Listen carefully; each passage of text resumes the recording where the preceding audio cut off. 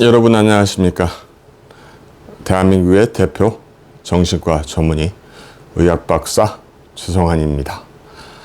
오늘 들을 얘기는 전 국민 강제 법보험 실시, 그 다음에 이제 응급재판 실시, 그 다음에 이제 2차, 3차 법률사무소를 거쳐가는 그런 1차 법률조언, 2차 법률조언, 3차 법률조언을 거쳐가는 것 등 어떤 그 다음에 이제 배심원, 우리 지금 국민참여재판 등에 대한 전반적인 이 법률에 대한 개혁이 필요하겠다는 생각에서 하는 방송입니다.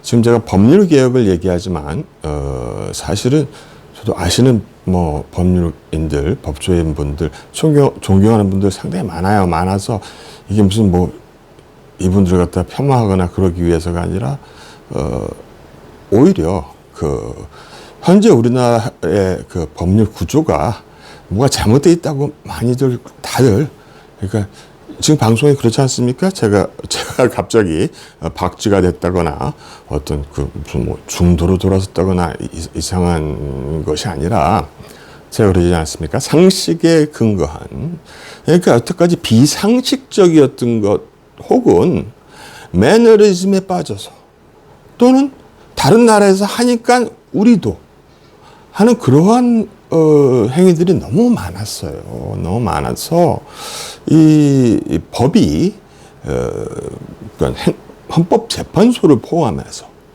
가령 헌법재판소는 우리나라에서 없어져야 되고 너무 정치적인 경향을 띠니까, 즉 어떤 정권의 개입이 너무 심하니까 차라리 이제 국회의원 수를 줄이고 상원을 만들자는 거죠. 미국처럼 헌법재판관 제도, 헌법재판소를 대신할 수 있게 100명의 상원, 100명의 하원 해서 총 200명의 국회의원 정도만 뽑아도 되지 않겠는가. 그 다음에 이제 사법부의 완벽한 독립을 시켜주는 것이 진짜 상권 분립의 목적 아니겠습니까?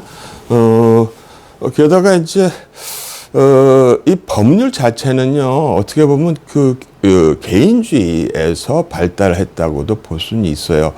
그래서 이 법률 체제를 갖다가 자꾸 어떤 사회적인, 소셜리스틱, 사회주의적인 측면에 억지로 껴넣으려고 하는 것은 상당히 무리가 있겠죠. 그거는 조금 이따 설명드리겠지만은 개인이 아니라 어떤 사업체라든지 외국 사업체들이 어떤 기준에 따라서 이 나라에서 사업을 할 수 있을까, 아니면 어떤 다른 나라 국민들이 우리나라에 여행조차 하는 것조차 어려워질 수 있는 상황이 되기 때문이에요.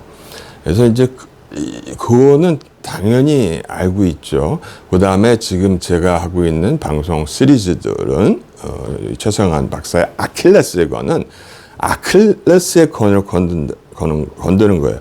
아킬레스의 건은 가장 약점이겠죠. 가장 약점을 건드는 겁니다. 그냥 주저없이 건드는 건데 제 얘기가 상당히 황당할 수밖에 없습니다. 그 점 인정해 주시고, 왜냐면은 구구절절 옛날 얘기, 무슨 하고 또 했던 얘기, 무슨 동네 당파 싸움 같은 얘기, 쓸데없는 얘기해봤자 아무 소용 없어요. 개혁은요, 진짜 칼을 빼들고 휘두르고 확 바꾸는 겁니다. 옛날 박원순 전 시장께서, 돌아가신 박원순 전 시장께서 세상을 갖다가 여러분들이 확 180도 바뀐 세상을 발견하게 될 거라 그랬잖아요. 근데 지금 360도 돌아왔고, 근데 180도가 아니라 덜 바뀌면 조금 돌았다 그러잖아요. 돌았다고? 이게 돌다 말면 문제가 생기고 병이 생깁니다. 우리나라는 현재 뭔가가 돌다 만 상태에 있는데, 우리나라 사람들의 정신 능력과 어떤 각각 갖고 있는 개성과 어떤 각자의 어떤 능력, 개인 국민이 갖고 있는 국민의 성품과 어떤 수준, 여러 가지, 그 다음에 기술 수준, 여러 가지에 비해서 지금 떨어져 있는 것이 사실 법조계 아니겠습니까? 법조계보다 더 떨어져 있는 게 바로 폴리틱스, 정치계. 제가 감히 왜 이런 말을 함부로 하냐면은 의료는 세계 최고예요. 의료는 세계 최고예요. 그러니까 의사 기술도 세계 최고이고 의료 제도도 어느 나라에서도 따라올 수 없는 세계 최고의 국가입니다. 그래서 가령 외국 법인, 그러니까 외국 법률 회사가, 외국 법무법인이 대한민국에 충분히 침투할 수 있지만 대한민국에 절대로 존스 홉킨스건 뭐 어디건 뭐 세계 최고의 의과대학은 대학병원이 우리나라에 절대 들어와서 생존할 수가 없습니다. 그 이유는 한국의 의료보험제도가 너무 잘 돼 있기 때문이에요. 그러면 이 한국의 의료보험제도가 왜 잘 돼 있느냐? 이거는 이제 지방자치제도하고도 관련이 있고요. 풀뿌리 민주주의. 왜냐하면 이제 그 의학분업을 김대중 대통령께서 실시하셨습니다. 그렇죠? 그리고 이제 의학분업 전에 이제 아마 전두환 대통령께서 그 무렵부터 전두환 대통령 각하의 그 우리 저 퍼스트 레이디 영부인께서 아마 뭐 그런 얘기 있죠. 뭐 이화여대 의대를 다니셨다 안 다니셨다 그 팩트 체크를 해봐야 됩니다. 단정 짓는 건 아니죠. 그래서 좀 이제 의사들을 좀 안 좋아했다는 얘기가 있죠. 근데 이제 이게 그런 과정을 떠나서 우리나라는 어떻게 보면은 이거 발전한 자체가 워낙 이 어떤 중소기업이나 개개인이 컸던 것이 아니라 정책 자체가 어떤 재벌 기업도, 그 일본도 마찬가지예요. 미국도 마찬가지고 전 세계 자본주의는 다 마찬가지인데 쉽게 얘기해서 각 독립한 나라가 전체주의 체제를 갖출 수밖에 없겠죠. 가장 엘리트가 어딜 보면 대학 최고 뭐 서울대학 출신이 아니라 육사 출신이 최고의 엘리트일 수 있어요. 기획하고 뭐든 하는 능력에 있어서. 그러다 보니까는 뭐 외국에서도 구테타가 지금도 구테타 열풍이 불고 있는데, 옛날에는 가령 선택적 의료보험을 적용했다고 봤을 때는 이 의료보험 비용이 상당히 많이 들어갔었어요. 뭐냐면 의료보험에 가입해 있지 않은 사람이 갑자기 큰 수술을 받거나 비용이 많이 드는 시술을 받아야만 되는 그러한 참 비참한 상황, 아주 그냥 힘든 상황이 벌어졌을 때 그 돈을 감당하기 어려워서 병원에 가지 못하고 끙끙 앓다가 돌아가신 분들이 많아요. 참 불행한 과거였죠. 그런데 이제 전국민 의료보험이 실시되면서 또한 우리나라의 이 보건복지정책상 이 보건뿐만 아니라 복지기금이 많이 들어갑니다. 우리가 실제로 OECD의 대한민국의 보건기금, 보건복지기금이라고 신고하는 기금보다 수십 배 실제 예산은 많이 편성되고 있어요. 많이 나갑니다. 즉 뭐냐? 우리가 내는 돈이 세금, 그 다음에 이제 대기업들이, 소위 재벌들이 지출해서 간당간당 맞춰놓은 재정이 있어요. 의료 쪽에는 있단 말이에요. 의료 쪽에는 있지만은 어쩔 수 없이 법률적인 없다. 근데 이제 점진적으로 우리나라가 가고 있는 게, 여러분들도 아셔야 될 게, 사실 뭐 우리 이승만 초대 건국 대통령을 위시해서 박정희, 우리나라를 이렇게 세운 박정희 대통령도 마찬가지로 전체주의적 요소를 갖고 있었단 말이야. 소셜리즘, 사회주의적인 요소를 반드시 갖추고 있어요. 어느 나라건 어떤 분야, 특정 분야에서는 어쩔 수 없이 소셜리스틱 사회주의적인 요소를 갖추지 않고서는 그 나라가 똑바로 가지가 할 수가 없어요. 무조건 돈으로 다 그러니까 자본주의가 무조건 다 돈으로 해결됩니까? 그렇죠. 무조건 다 돈으로 해결되지만 일부 사람 아니면 다수의 희생, 다수가 자기가 가진 것을 내어놓음으로 인해서 우리 전체 5천만 국민들이 그나마 평등하게 골고루 살아가고 있는 거예요. 나라 빚도 졌지만은 결국 다른 사람의 희생으로 다른 사람이 함께 같이 살아가고 있는 세상인 셈이에요. 제가 오늘은 법조인들을 뭐라고 하지만은 저는 그렇게 치사한 사람 아닙니다. 곧바로 나가는 이 쌍둥이 방송이 무엇이냐? 쌍둥이 방송은 바로 의료개혁이라는 거예요. 공공재인 의사, 간호사 등 의료인과 이 공공의료로 생존해온 우리나라의 현재 의료의 대중의료의 성공, 즉 전 국민이 의료의 혜택을 골고루 평등하게 받고 있는 현실에서 어떻게 더 나아가야만 미래에 닥칠 미래의 인구 감소, 그 다음에 여러 가지 그 분포, 그 어떤 지역별 의료 수준의 차이라든지 그런 것을 극복해낼 수 있는 문제를 얘기할 수 있어요. 왜냐면 무슨 얘기냐? 의사도 자기들을 희생하는, 자기들의 밥그릇을 버리는 그러한 희생적인 개혁 없이는 나라의 미래가 없다는 겁니다. 단지 우선 제가 법 쪽에부터 먼저 얘기를 해보겠다는 거예요. 그 다음에 제 얘기는 들으면서 그냥 놀라 자빠지시거나 막 채널 딴 데로 돌리지 마시고, 요거는 제가 상식선에서, 그러니까 습관, 관습이 아니라 상식에서 말씀드리고자 하는 문제들이기 때문입니다. 첫 번째는 무엇이냐? 제가 앞서 말씀드렸듯이 이러한 사상은 어떤 소셜리즘, 사회주의적인 국가의 근간이 먼저 마련된 부분, 그것이 꼭 필요한 부분. 뭐냐면 국민이 생존하는 데 필요한 가장 이 받침목, 마지막 어떤 저거라고 할까요? 마지막 방어선. 그러니까 자본주의, 돈으로만 이루어지고 그냥 그렇게 되는 자본주의적 사상만 갖고는 도저히 국가를 유지할 수 없을 때 이 자본주의적 요소가 쓰는 거죠. 여러분 군대 가잖아요. 군대 갔다 왔잖아요. 여러분도 용병으로 갔다 왔습니까? 용병으로 안 갔잖아요. 강제로 끌려갔다 왔잖아요. 민방훈련도 강제로 하잖아요. 그렇죠? 예비군 훈련도 강제로 하셨잖아요.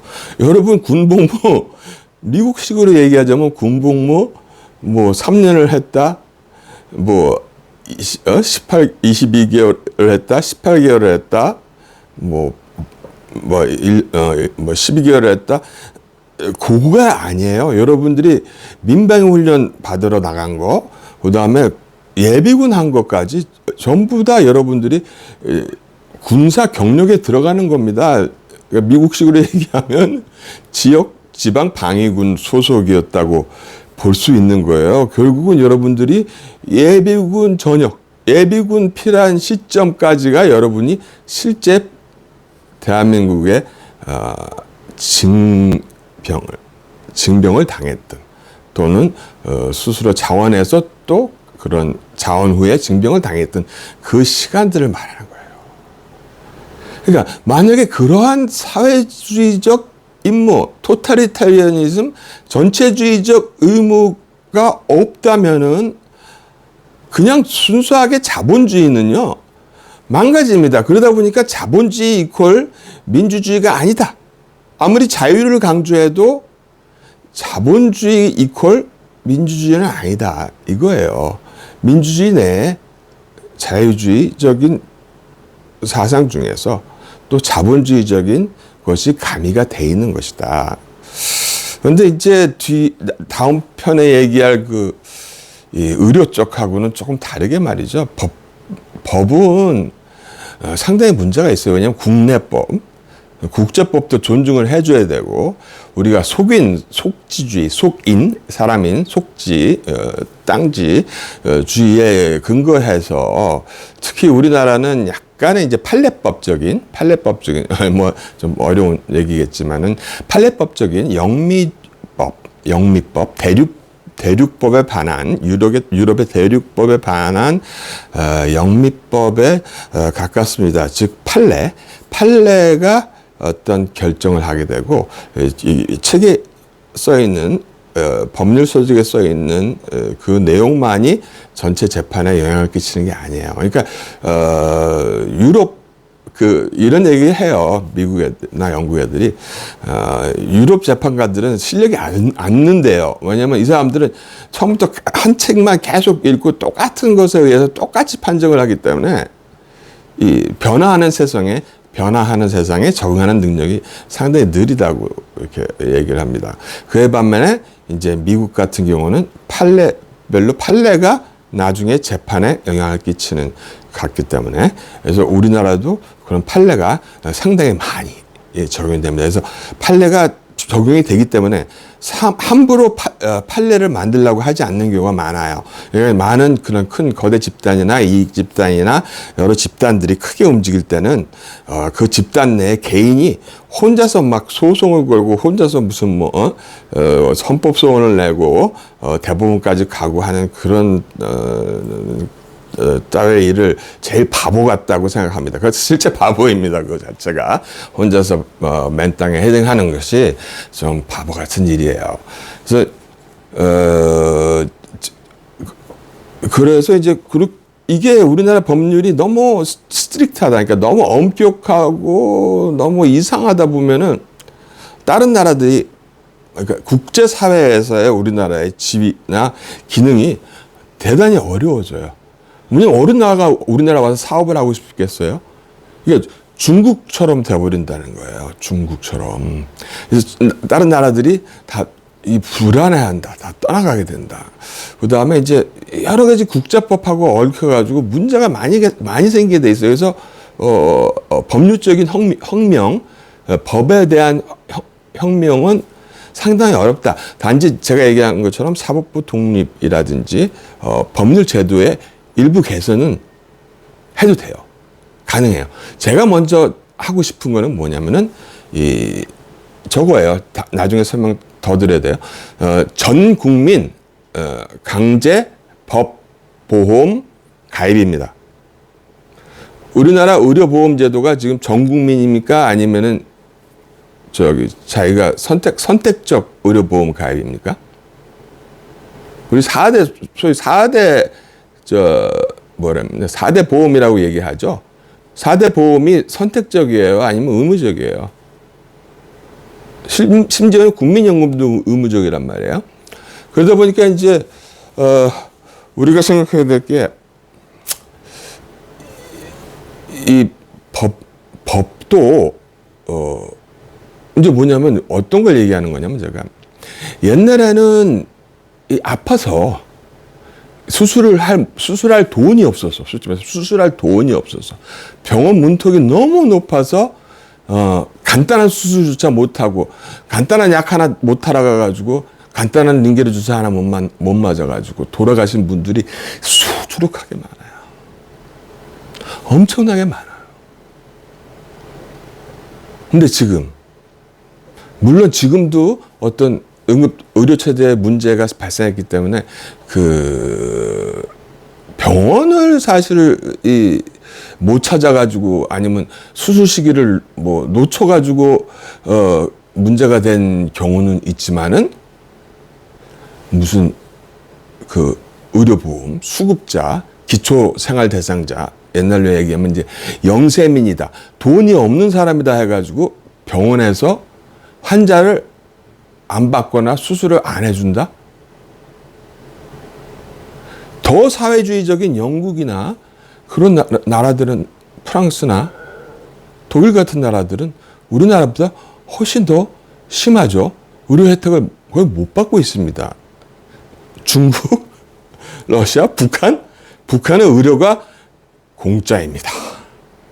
북한은 여러분들이 치료받는데 돈을 한 푼도 안 내도 돼요. 돈을 안 내도 돼요. 북한은 무료예요. 교육도 무상, 의료도 무상, 법도 무상, 법도 무상, 무상하도다. 그래서 이러한 그 측면에 근거해서 모든 사람이 사실 제가 소크라테스 선수를 배울 때도 모든 사람이 이 생명 앞에서는 모든 사람이 똑같이 고귀하고 귀한 생명을 타고났듯이 치료받는 게 물론 전쟁 때라든지 우리가 군사 작전이라든지 어떤 재난 때는 좀 시스템이 다르게 들어가게 돼 있죠. 응급실 자체가 수술실 자체가 시스템이 바뀝니다. 그렇죠? 가망이 없는 사람부터 뒤로 밀리게 되지만 평상시에는 제일 아픈 사람부터 먼저 보게 돼 있는 상황이 벌어지고 있는데 그와 마찬가지로 뭐냐면 그럼 과연 지금 현재 우리나라만 봤을 때 의료는 아니 우리나라 봤을 때 그냥 딴 나라랑 전 세계를 비교했을 때 우리나라의 의료적 환경, 의료적인 혜택을 사람들이 전 국민이 받는 그게 다른 나라에 비해서 뒤처지냐 이거예요. 다른 나라에 비해 뒤처지냐. 그럼 다른 나라에 비해서 뒤처지는데 왜 외국에 나가 있는 우리나라 국민들이 임플란트 하러 한국으로 오고 무슨 수술 받으러 한국으로 오고 검사 받으러 한국으로 와요? 심지어는 외국에서 우리나라로 와요? 외국 사람들이? 그거는 분명히 우리나라 의료가 뭔가 장점이 있다는 얘기겠죠. 하지만 외국에서 굳이 우리나라에 와서 재판을 우리나라 그 어떤 법무법인을 갖다가 선택해서 세계적 재판을 이루려는 데는 없단 말이에요. 그건 차치해 두고 무슨 얘기냐?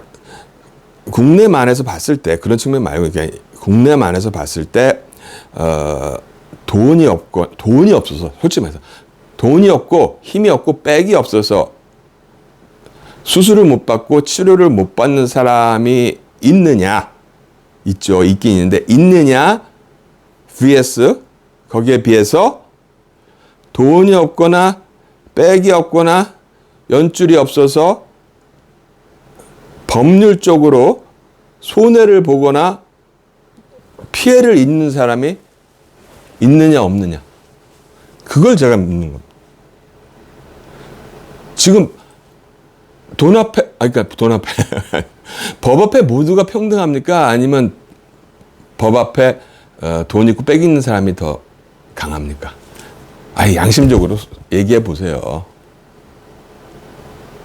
저는 법 앞에 돈 많고 빽 있는 사람이 더 위에 있다고 봅니다. 아닌 사람보다. 그 이유가 뭐예요? 여러분 의료 수급자라 그래가지고 의료 보호라고 해가지고 그 사람이 서울대학을 못 갑니까? 아니면 현대 아산병원 삼성의료원을 못 갑니까? 좋은 병원을 골라서 못 간다는 얘기예요? 갈 수 있어요. 오히려 중산층, 저중산층. 그게 뭐냐면 자기가 200만 원 넘게 열심히 벌어서 그거 세금 내고 4대 보험 다 내고 국민연금까지 내고 그랬던 사람들이 의료보험으로 치료를 하려다 보니까 돈이 모자라서 억울하게 치료 못 받거나 치료 시기를 질질 끌고 놓치거나 숨기거나 해서 병이 나서 죽는 경우가 훨씬 많지. 공짜는 아닙니다만 그 공짜로 우리 애가 낸 세금으로 치료받는 사람들은 보통 사람들보다 오히려 더 많은 병원을 다니고 이렇게 검진을 받고 함으로써 오히려 더 이 중하층민보다 하층민이 더 건강한 삶을 살고 있는 것이 우리나라의 현실이에요. 근데 법은 그러냐 이 말입니다. 법은. 여러분이 가령 누구랑 재판에 붙었는데 여러분은 국선 변호사나 국선 변호사 하면서 제가 약간 웃음 비슷하게 했는데 이건 기침입니다.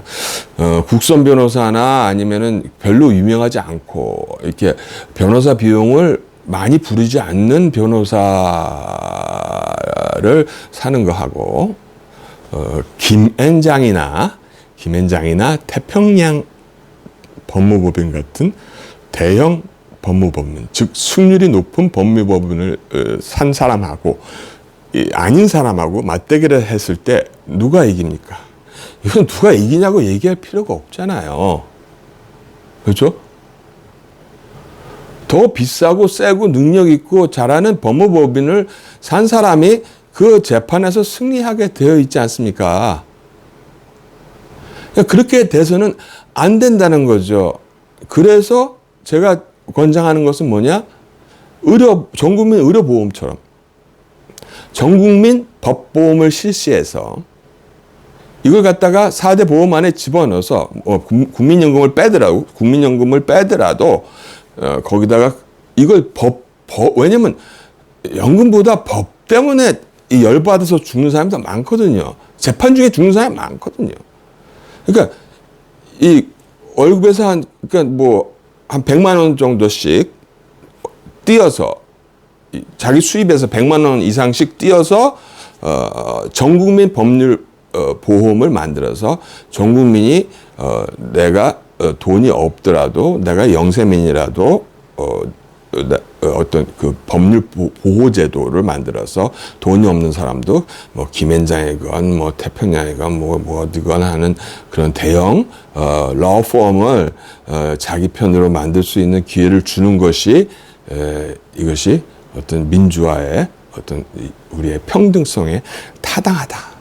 저는 그것을 첫 번째로 요구하는 바입니다. 그것이. 그다음에 두 번째 뭐냐면은 비슷하게 연결이 돼 있지만은 재판 기간이 오래 갈수록 비용이 많이 들어요. 그렇죠?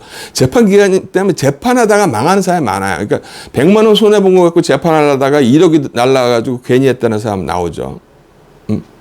그리고 자기가 잘못이 없는데도 고소를 당해가지고 억울하게 그걸 하는 걸 갖다가 상대방한테 받아내게 됐고 국가에서 보상하는 게 많지가 않기 때문에 국가에서 전국민 법보험을 실시 안 하는 것일지도 모른다는 얘기죠. 그러니까 우리나라 사람들이 지금 이 전국민 법보험에 대해서 개념을 그렇게 가져야 돼요. 뭐냐면 재판이 벌어져서 어떤 판결이 나는 데까지, 물론 급하게 판결이 나가지고는 안 되겠지만은 급하게 판결 나는 것보다는 판결에 신경을 많이 써줘야 돼요. 왜냐면은 여러분 구치소라는 게 있죠. 구치소에 수감되어 있는 사람들이 확정수입니까? 확정된 사람들이 아니에요. 이건 감옥하고 다른 거예요. 구치소는 죄가 없는지 있는지 모른다는 거예요. 그러니까 죄가 없는 사람도 구치소에 가 있을 수 있어요. 그럼 그 사람이 구치소에 가 있는 기간을 최대한으로 줄여줘야 되는 것이 인권 아닙니까? 즉 죄가 없는데 구치소에 수감되어 있는 사람들을 빨리 꺼내주는 게 인권 아니냐고요. 그러기 위해서는 어떻게 돼야 됩니까? 지금처럼 이 법정이 천천히 돌아가야 됩니까? 아니면 빨리빨리 돌아가야 됩니까? 빨리빨리 돌아가서 억울하면 빨리 끝내줘야 돼요. 재판 질질 끝내다, 그러니까 재판 제대로 제 시기에 못 받아가지고 죽은 사람이 수술 제 시기에 못 받아서 죽은 사람보다 훨씬 많아요. 재판 화병으로 죽은 사람들이 훨씬 많아요. 오심으로 죽은 사람들이, 그 오심으로 인한 그 억울함으로 죽은 사람들이 훨씬 많아요. 병원보다. 그래서 두 번째로 제안하는 게 뭐냐면은 응급재판제도입니다. 응급재판. 즉 뭐냐?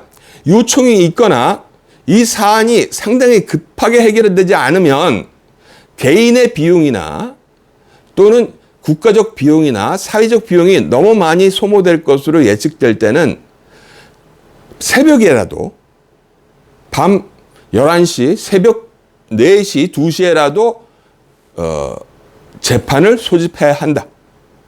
그리고 그 재판에 그 법관들과 모든 사람들이 응해서 재판을 실시해야 된다. 그래서 응급 재판을 실시하라는 얘기입니다.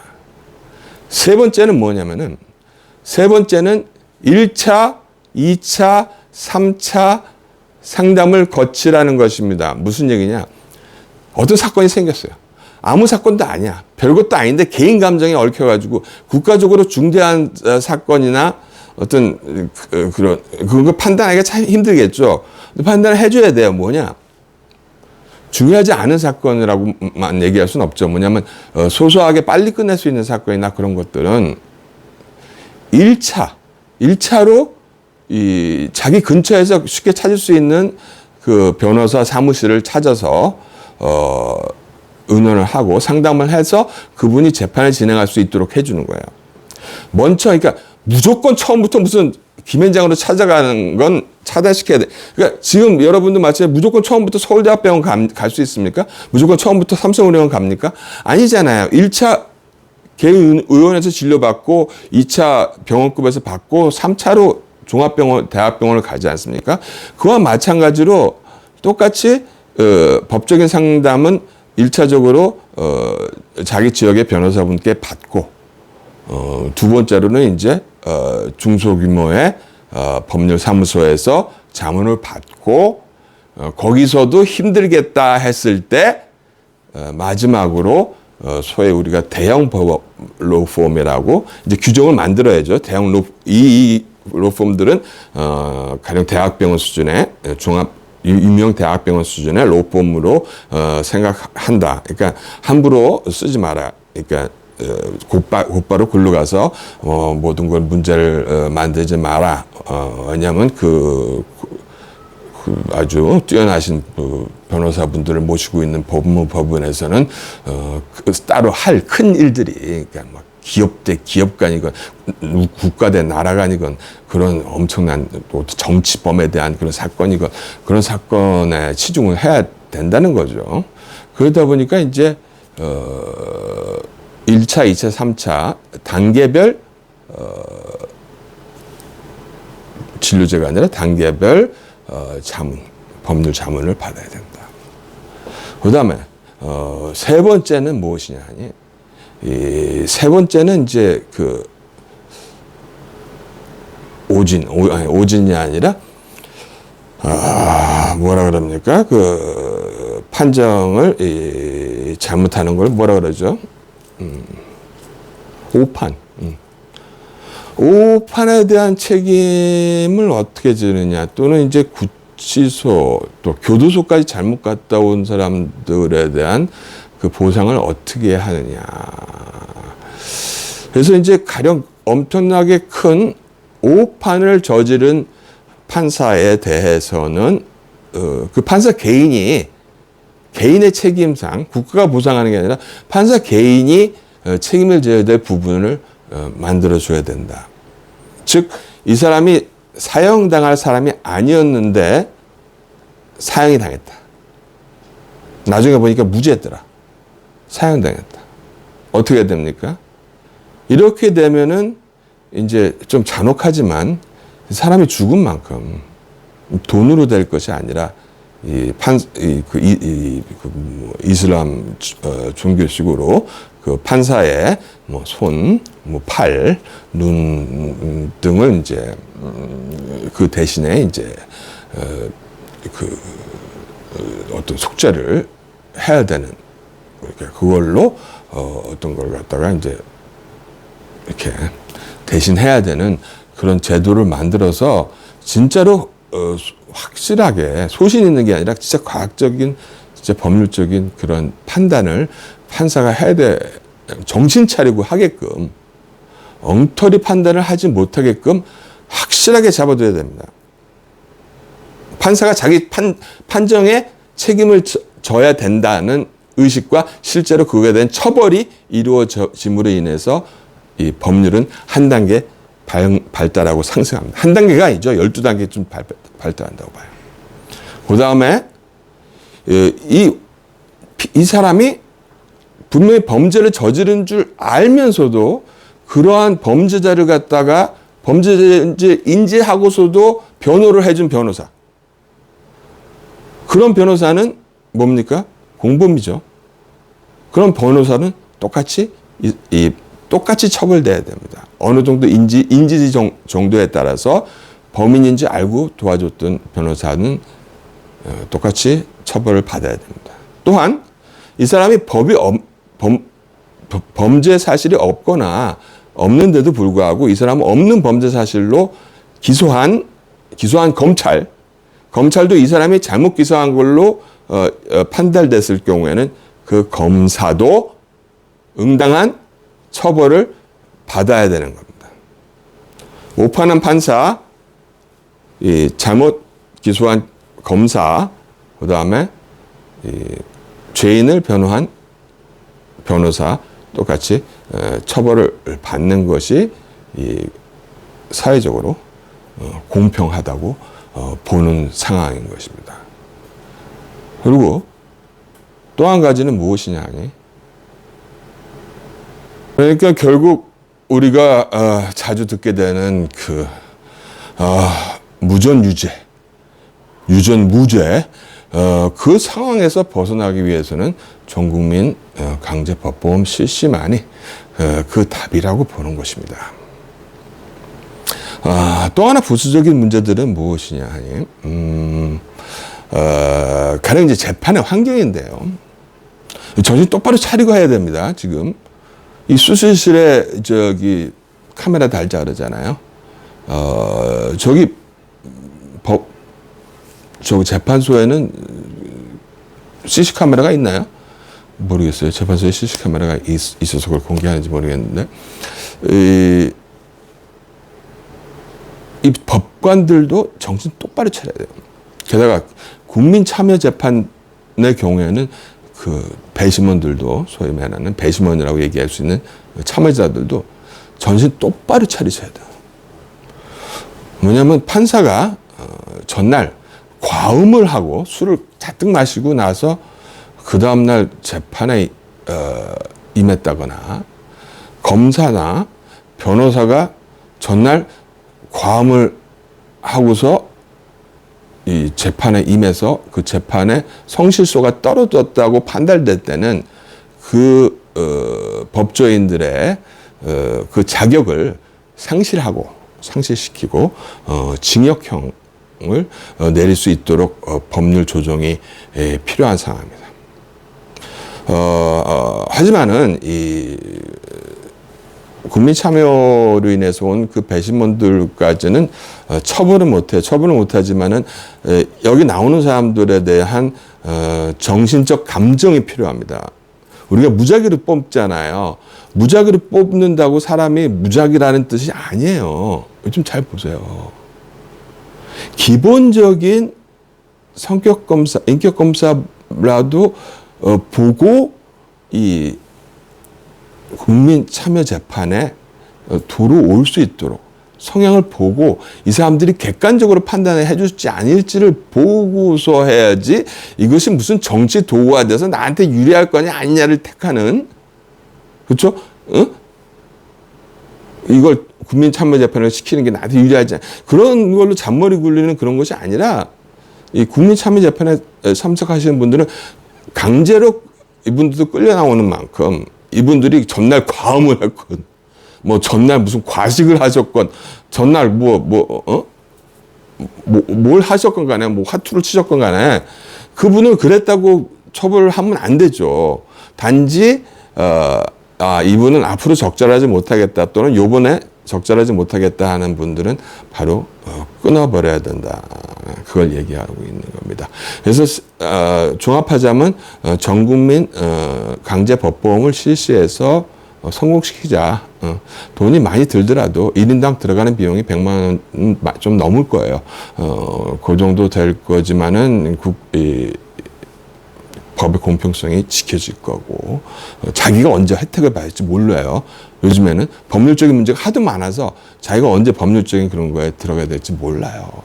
그러니까 무슨 빨글 쓰고 뭘 하고 그런 이상한 거 하지 말고 정당하게 부딪히라 이거예요. 정당하게 자기가 원하는 법무법인을 사가지고 부딪힐 수 있도록 지원해주자.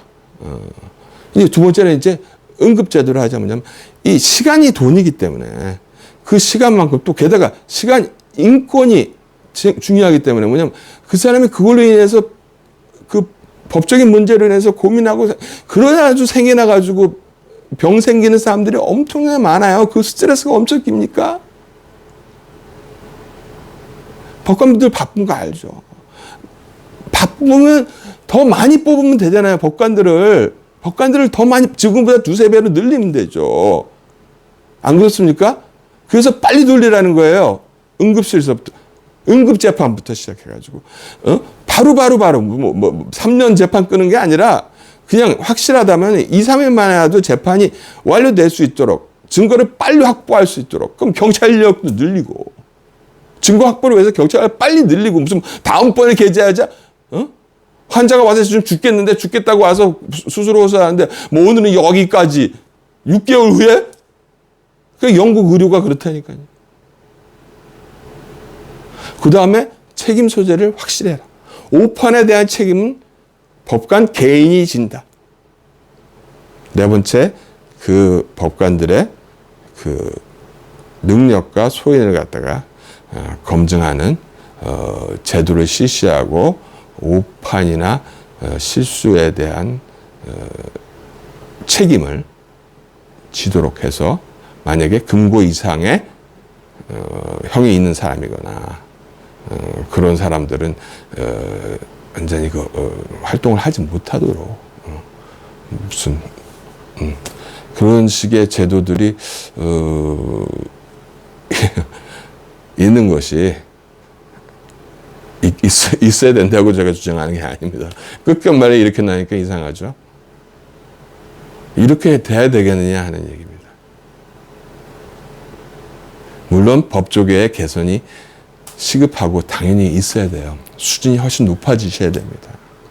전 세계적인 순위로 봤을 때 우리나라 법조계의 순위가 과연 진짜 세계 몇 위나 될까 한번 판단해 보세요. 법조인 여러분들은. 반성하셔야 돼요.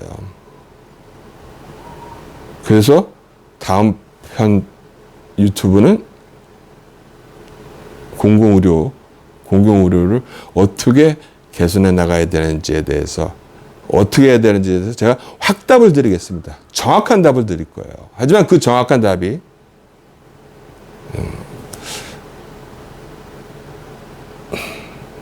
그건 변호사 보시면 됩니다. 오늘 여기까지 말씀드렸습니다. 안녕히 계십시오.